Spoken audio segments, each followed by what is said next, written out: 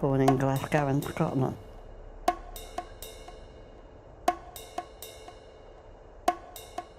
I'm Sarah Gallagher and I'm 85 years of age. Port Melbourne, then we went to Sunshine. I remained at Sunshine till many, many years. My mother and father divorced and Mum and I lived in the backyard in a bungalow in my uncle's yard. And from there I was married.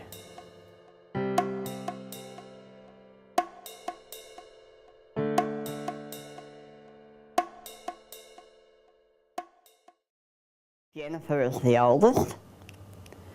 Then came Robin, who was a girl, not a boy. And then Diane.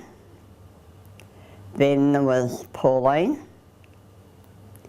And then there was Ian. And 12 years later there was Anne.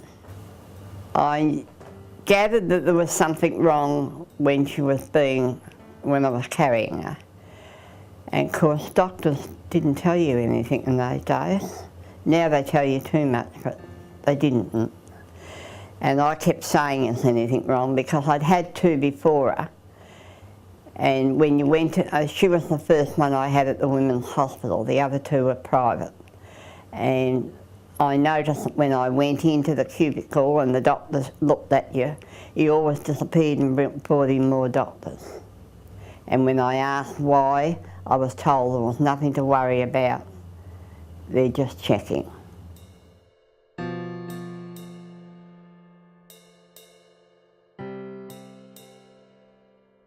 I've always looked back and came to the opinion I don't think they knew any more than you did. I think we learnt from them and I think they learnt from us. Some doctors were better at listening to you and other doctors weren't so good.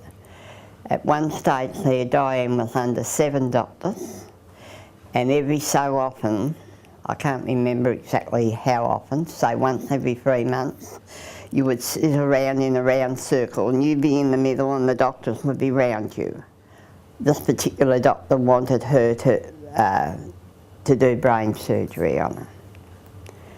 And then the one next to him, he kept telling me she couldn't see. And I, just like I'm talking to you now, I just said to him, she's short-sighted, but definitely she can see. Well, he got up off that chair and he gave me the round of the table. How dare I speak to him? He'd studied and he'd done this, that and the other, and how did I think I knew better than he did? Before I could stop myself, it all come pouring out. I wasn't very popular. So I grabbed my kid and I went. The little nurse ran after me. She said, he's the top man and you better go back and apologise. Of course I wouldn't. So when the next visit came to do this, I was asked, will I have the same opinion? And I said yes. So he dropped out. I didn't see him anymore.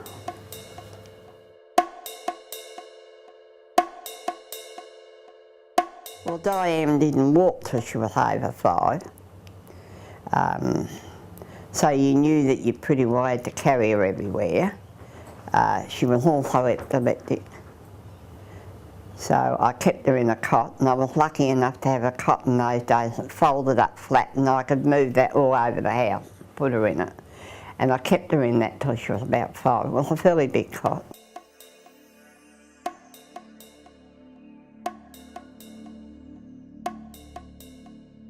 I was told by the hospital eventually to take her out to Janefield.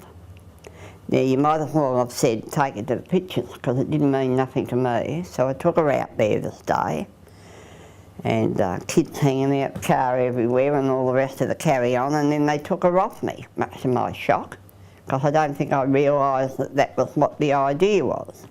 Well, that was fine, I got used to that. I was told not to come back for 2 weeks to give her time to settle in. And in that 2 weeks she fell and broke her shoulder blade. We got over all that and then I went there this particular day and I asked for Diane and this woman come and she opened the door about that much. Yes. I said, I've come for Diane Gallagher. I want to take her out because I had the kids in the car and picnic basket and all the rest of it. And she slammed the door and said, I'll be back in a minute. Anyway, when Diane came out, she smelt of carb darling. She didn't have the right clothes on. She had 2 odd shoes on. Anyway, I just took her and we went. When I came back, I had stopped at a Coles, and at the time, identity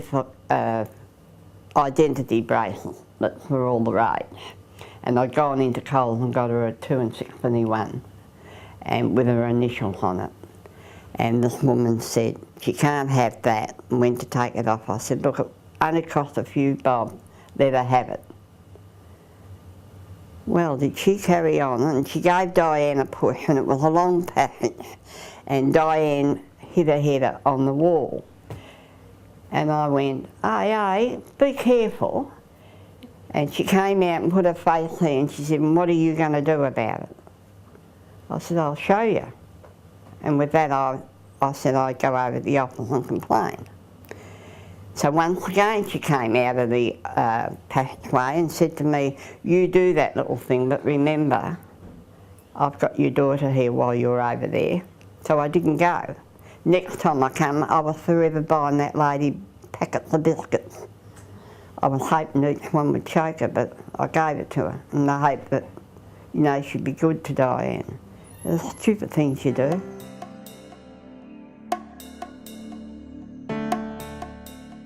Caravan, and we travelled all over Australia, and that was great.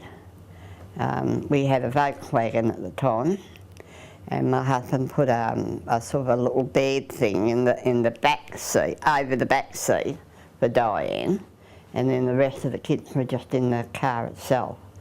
And that was great. We went everywhere and she was included in everything. Got to see everything that was going on. And I think all that helped to bring her on. Oh, I hope it did.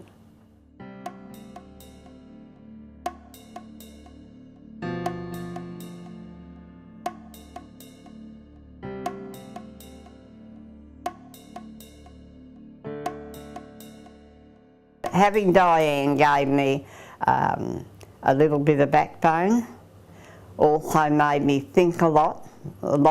If you'd have said something to me years ago, I would have just accepted it. But anything to do with her, I was thought about it and worried about it, and if I could learn anything, well, I would go and do that too. I was always of the opinion that she would be under my care, and what I said went.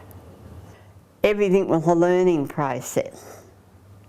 I mean, it might have taken many, many years, but they've learned something all the time, and I must admit, I look back now and everything has been learning. Learning for us and learning for them and learning for the doctors, and that's about the best you could say about that. For Diane, if anything happens to me, she will be going to the eldest girl daughter who lives up at Flowerdale. And Jennifer says there's woodworking classes up there that she can put Diane to if she's interested. I can see Diane going all right there. She gets on very well with Jennifer.